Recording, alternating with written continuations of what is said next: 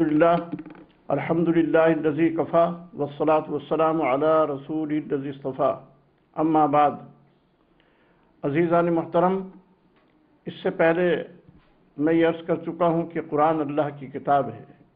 عربی زبان و ادب، انسانی تاریخ، جدید سائنسی تحقیقات اور ریسرچز اس بات کا بین ثبوت ہیں کہ یہ کلام اللہ کا کلام ہے، یہ انسانی کلام نہیں ہو سکتا۔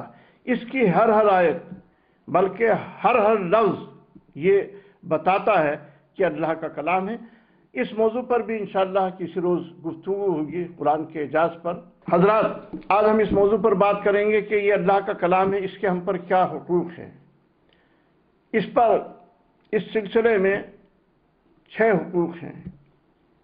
پہلا حق یہ ہے کہ ہم اس کتاب پر ایمان لائیں کہ اللہ کی کتاب ہے، اللہ نے اس کو انسانوں کی ہدایت کے لیے نازل کیا ہے، یہ ہماری رہنمائی کرتی ہے کتاب زندگی کے ہر شعبے میں۔ یہ اللہ کی کتاب بھی ہے اور یہ اللہ کا کلام بھی ہے۔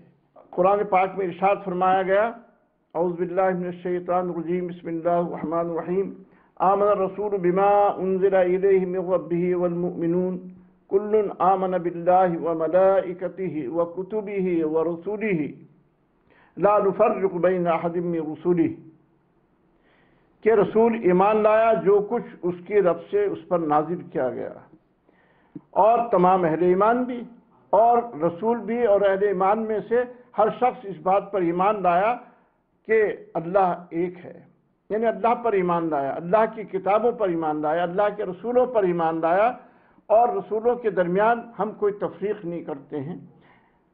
اللہ کی کتاب پر ایمان لانا بھی اسی طریقے سے ضروری ہے جیسے اللہ پر اور اس کے رسول پر ایمان لانا ہے، اس لیے کہ اب یہ اللہ کی کتاب ہی ہمیں رسول کی اصل معرفت عطا کرتی ہے اور یہ کتاب ہی ہمیں اللہ تک پہنچاتی ہے۔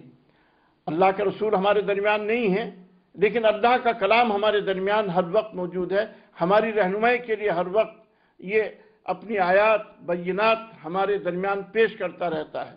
تو اللہ کی اس کتاب پر ایمان لانا بھی اسی طریقے سے ضروری ہے جیسے یوم آخرت پر ایمان لانا ضروری ہے، یوم البعث پر ایمان لانا ضروری ہے، اللہ پر ایمان لانا ضروری ہے، فرشتوں پر ایمان لانا ضروری ہے، اللہ پر بھی ایمان لانا ضروری ہے، اس کے رسول پر ایمان لانا ضروری ہے۔ تو اللہ کی کتاب پر بھی ایمان لانا ضروری ہے اس گہرائی کے ساتھ کہ اللہ کی کتاب ہے اور یہ ہماری رہنمائی کے لیے نازل ہوئی ہے۔ اس حیثیت سے اللہ کی اس کتاب پر ایمان لانا نہایت ضروری ہے۔ اس کا دوسرا حق یہ ہے کہ ہم قرآن پر کسی دوسری کتاب کو ترجیح نہ دیں۔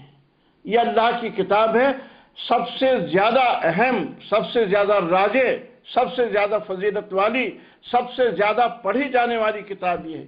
اس کا نام ہی قرآن ہے، یعنی بار بار پڑھی جانے والی کتاب، اور یہ وہ کتاب ہے جس کے ہر حرف پر 10 نیکیاں ملتی ہیں۔ یہ وہ کتاب ہے جو اللہ نے اپنے فرشتے رول امین کے ذریعے اپنے سید الانبیاء حضرت محمد مصطفیٰ صلی اللہ علیہ وسلم پر نازل کی ہے۔ تو اس کتاب پر کسی دوسری کتاب کو ترجیح نہیں دینا ہے۔ میں یہ دیکھتا ہوں کہ بعض لوگ قرآن کے مقابلے میں دوسری کتابوں کو ترجیح دیتے ہیں۔ میں نے دیکھا ایک مسجد میں ایک کتاب، میں نام نہیں لے رہا ہوں کتاب کا، وہ قرآن پاک کے اوپر رکھی ہوئی تھی۔ میں کہ بھائی یہ کتاب قرآن پاک کے اوپر کیوں رکھی گئی؟ قرآن پاک کا حق سب سے اوپر ہے۔ میں دیکھتا ہوں کہ بعض لوگ ایک کتاب پڑھتے ہیں، وہ ختم ہو جاتی، پھر اس کو شروع کر دیتے ہیں، وہ پڑھتے ہیں پھر اس کو شروع کر دیتے ہیں، کبھی قرآن پاک نہیں پڑھتے۔ میں کہا تم لوگ اللہ کی کتاب کیوں نہیں پڑھتے؟ تمہیں اصل رہنمائی تو اللہ کی اس کتاب سے ملے گی، تمہاری زندگیوں کو یہ کتاب سدھارے گی، اس میں جامع اصول تمہیں عطا کیے گئے ہیں۔ تو ہم دیکھتے ہیں کہ عملاً بعض لوگوں نے دوسری کتابوں کو قرآن پاک پر فوقیت، اہمیت اور ترجیح دی ہے، یہ بھی اس پر ایمان لانے کے منافی ہے۔ اس کا تیسرا حق یہ ہے کہ ہم قرآن پاک کو صحت لفظی کے ساتھ پڑھیں، ہر لفظ کو صحیح ادا کریں، ورنہ مفہوم بدل سکتا ہے۔ جیسے اب کوئی پڑھ رہا ذوالجلال والاکرام، لیکن فرض کیجئے خدا نخواستہ کوئی پڑھے ذوالجلال والاکرام تو یہ غلط ہو جائے گا، اس کے معنی بدل جائیں گے۔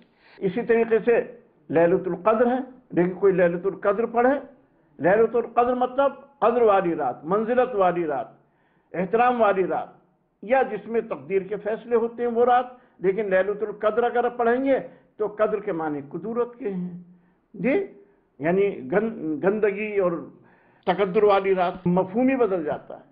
اس لیے صحت لفظی کے ساتھ ہمیں اللہ کی اس کتاب کو پڑھنا ہے۔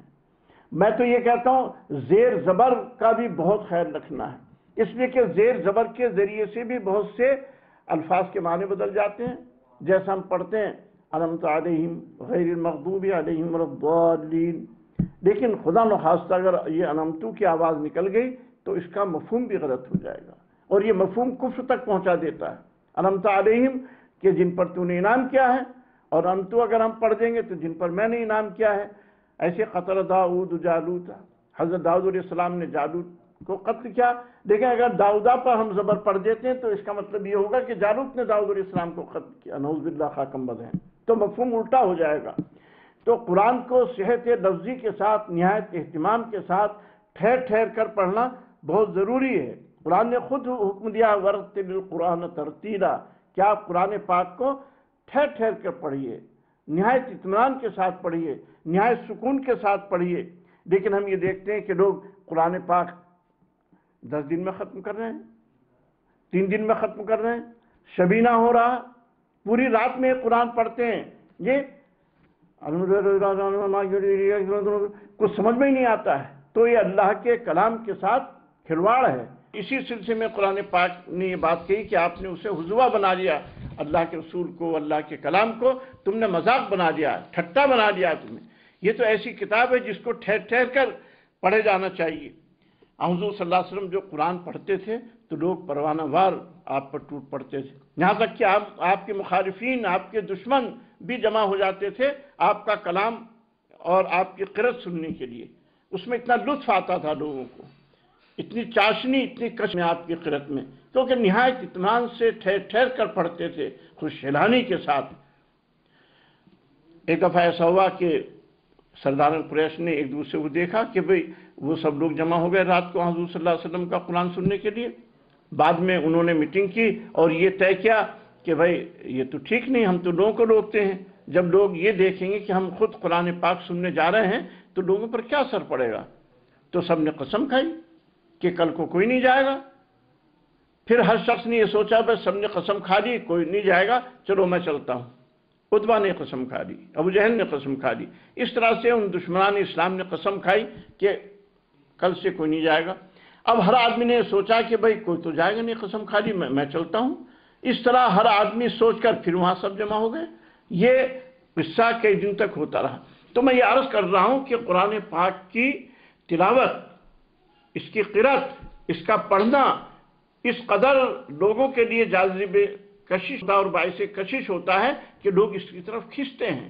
میں نے خود دیکھا، ہمارا مشاہدہ ہے کہ جب قرآن بہت آرام سے پڑھا جائے تو وہ غیر مسلموں پر بھی اس کی تلاوت اور ترتیل کے ساتھ اس کی قرأت بہت اثر انداز ہوتی ہے۔ تو قرآن کا یہ بھی حق ہے کہ ہم اس کو ترتیل کے ساتھ پڑھیں، ٹھہر ٹھہر کر پڑھیں، جیسا کہ ہمیں حکم دیا گیا اور جیسا اللہ کے رسول صلی اللہ علیہ وسلم اور صحابہ کرام پڑھتے تھے۔ بعض علماء اور بزرگ کے بارے میں آتا کہ وہ ایک دن میں یعنی ایک شب و روز میں 10 قرآن ختم کر لیتے تھے، 5 قرآن ختم کر لیتے تھے۔ کس طرح آدمی ختم کر سکتا ہے؟ یہاں تک کہ میں نے پڑھا حضرت امام ابو حنیفہ، حضرت امام شافعی رحمہ کے بارے میں کہ وہ شب و روز میں 2 قرآن پورے کر لیتے تھے۔ آدمی اطمینان سے اگر قرآن پاک پڑھے گا تو 30 منٹ میں 1 پارہ پڑھا جائے گا۔ اس کا مطلب یہ ہے کہ 15 گھنٹے میں 1 قرآن ختم ہوگا۔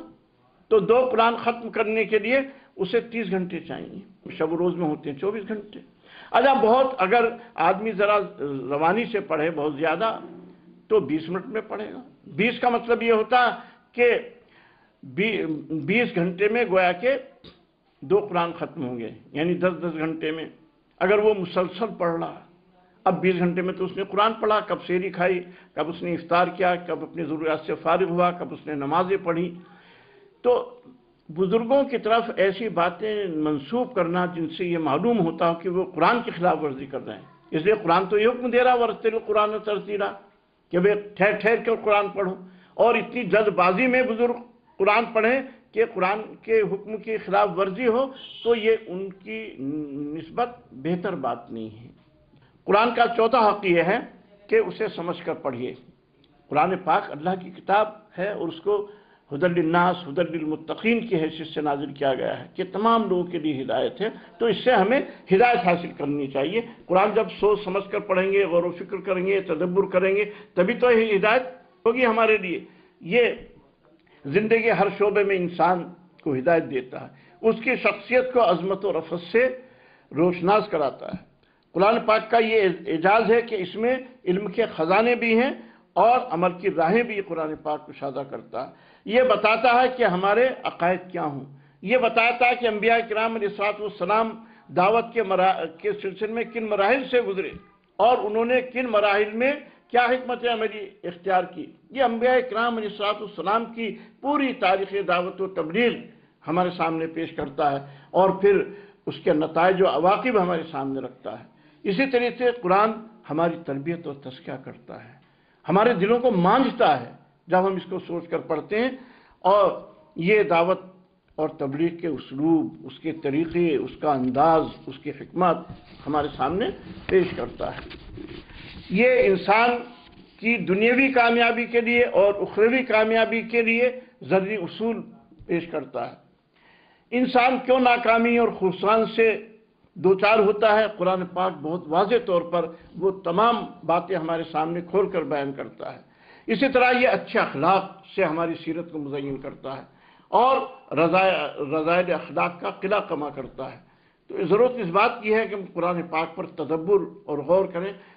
قرآن پاک بار بار ہمیں یہ دعوت دیتا ہے کہ غور کرو، لعلکم تتفکرون، یتدبرون القرآن. کتنے الفاظ قرآن پاک میں آئے ہیں نا.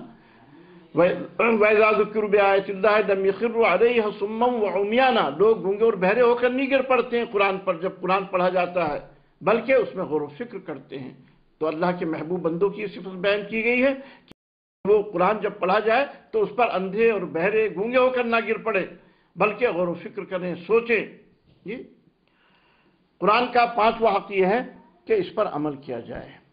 یہ تو عمل کی کتاب ہے نا. یہ اس لیے نازل نہیں ہوئی کہ اس محض اجر و ثواب حاصل کیا جائے. اجر و ثواب تو ملتا ہے اس کے پڑھنے سے، لیکن یہ اصلاً اس لیے نازل ہوئی ہے کہ ہم اس سے ہدایت حاصل کریں اور جو کچھ اس سے سیکھیں اس پر عمل کریں.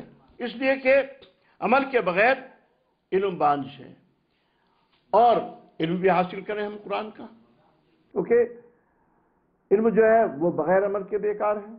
علم بغیر عمل کے اور عمل بغیر علم کے بیکار ہیں. تو قرآن کا علم بھی حاصل کریں، جیسا کہ میں نے بتایا، غور و فکر کریں، تدبر کریں اور اس پر عمل بھی کریں. علم اور عمل میں ایک توازن ہم قائم رکھیں تو انشاءاللہ پھر دیکھیں گے کہ اس کے اچھے نتائج ہمارے سامنے آئیں گے. آپ کا عمل، آپ کی سیرت، آپ کا کردار قرآن پاک کی چلتی پھرتی تصویر ہو. لوگ آپ کے عمل سے، آپ کے رویے سے، آپ کی گفتگو سے، آپ کے اخلاق سے، آپ کے کردار سے، آپ کی زندگی کی سرگرمیوں سے قرآن پاک کو سمجھیں. حضور صلی اللہ علیہ وسلم کے بارے میں حضرت عائشہ رضی اللہ تعالیٰ عنہ سے پوچھا گیا کہ آپ کی سیرت کیسی تھی، آپ کے اخلاق کیسے تھے؟ تو آپ نے فرمایا کان خلق القرآن، او کما قالت عائشہ رضی اللہ تعالیٰ عنہ، کہ آپ کے اخلاق قرآن تھے. جو قرآن کہتا وہ آپ کی سیرت سے ٹپکتا تھا. آپ کی سیرت قرآن کی چلتی پھرتی تفسیر تھی. آپ عملی تفسیر تھے قرآن پاک کے. تو ہمیں عملی تفسیر بننا ہے قرآن پاک کی، پھر انشاءاللہ قرآن کا حق ادا ہوگا. قرآن کا چھٹا حق یہ ہے کہ ہم اس کے پیغام کو دوسرے لوگوں تک پہنچائیں. آج پوری دنیا پیاسی ہے اور ضرورت ہے کہ ہم قرآن پاک ان تک پہنچائیں اور ان کی پیاس بجھائیں. آج لوگ مسائل میں، سمسیاؤں میں، پرابلمز میں گھرے ہوئے ہیں. یہ قرآن پاک ان سب کے لیے ان کے مسائل کا حل پیش کرتا ہے. میں آخر میں ایک بات عرض کر کے اپنی گفتگو ختم کرتا ہوں. قرآن پاک میں فرمایا گیا وقال الرسول یا رب ان قوم اتخذوا هذا القرآن مہجورا. اللہ تعالیٰ سے قیامت میں رسول صلی اللہ علیہ وسلم کہیں گے کہ اے میرے رب، میری قوم نے، میرے لوگوں نے اس قرآن کو مہجور بنا دیا تھا، اس کو چھوڑ دیا تھا. تو یہ جو چھوڑ دینا، علماء نے لکھا ہے کہ ہجران کی بہت ساری شکلیں ہیں. یہ بھی ہجران ہے کہ آدمی اس پر ایمان نہ لائے، یہ بھی چھوڑ دینا. یہ بھی چھوڑ دینا کہ آدمی دوسری کتابوں کو اس پر ترجیح دے. یہ بھی چھوڑ دینا کہ آدمی سوچ سمجھ کر نہ پڑھے. اور یہ بھی چھوڑ دینا کہ آدمی اس پر عمل نہ کرے. اور یہ بھی چھوڑ دینا کہ کہ آدمی اس پر سانپ بن کر بیٹھا رہے اور اس کا پیغام دوسروں تک نہ پہنچائے۔ وآخر دعوانا ان الحمدللہ رب العالمین۔